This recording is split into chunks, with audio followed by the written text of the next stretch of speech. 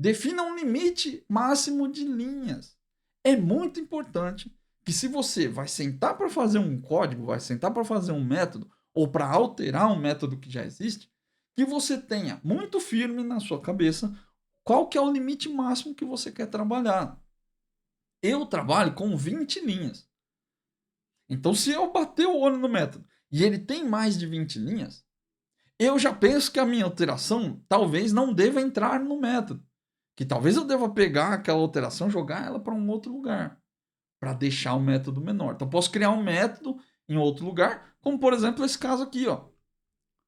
Eu vou gerar um reembolso. Eu posso pegar todos esses caras aqui, ó. São 5 linhas, 6 linhas de código aqui, ó. E eu já posso jogar isso aqui para um outro método. Não precisa estar nesse mesmo método aqui do cancelamento. E eu posso reaproveitar, eu ganho um monte de coisas aqui. Você já viu lá no outro refactoring que eu mostrei do pedido, né? Do pedido de service aqui, ó. Então, se eu conseguir extrair isso aqui para um método, eu posso calcular reembolso de qualquer lugar, desde que eu preencha os parâmetros. Pô, é bem mais interessante. Então, tudo isso eu faço baseado no meu limite. Se eu ver que tem muita linha, eu já penso em não colocar o código lá. Ou, às vezes, realmente não é o lugar para se colocar o código, ou, às vezes, é um método. Eu preciso gerar um método novo e chamar esse método da minha classe aqui. Né? E aí, uma chamada de método não vai fazer diferença na quantidade de linhas, porque é só uma atribuição. Você vai chamar, vai atribuir para uma variável, ou é um void, você só vai chamar. Então, é muito importante ter um limite máximo de linhas. Tem que ser 20, como é o meu limite? Não. Você pode definir um limite para você, um limite que funcione. O que eu recomendo que você faça? Teste.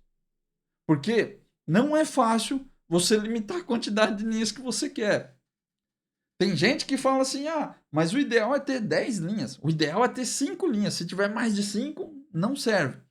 É um desafio diminuir a quantidade de linhas. E também não adianta você diminuir a quantidade de linhas se você faz tudo inline, né? Tudo na mesma linha. Não faz diferença, beleza? O importante é o que o seu método faz. Se você chama uma cadeia de métodos usando o Fluent API, por exemplo, não adianta, não faz diferença. Você está fazendo várias coisas dentro do mesmo método. O conceito é, você reduz a quantidade de linhas para o seu método fazer menos coisas. E aí sim faz sentido. Então, faça um teste. Coloca um limite. Não tem ideia. Começa com 20. Igual eu faço. E aí você vai vendo. Pô, pra mim eu acho que é melhor ser menos. Diminui para 15. Depois, se você achar que ainda é muito, diminui para 10. Diminui gradativamente. Mas tenha um limite. Beleza? E também não vai colocar limite de 100, né? Pra você colocar um limite de 100 linhas também não vai adiantar. Beleza? Talvez um número mágico aí, ó.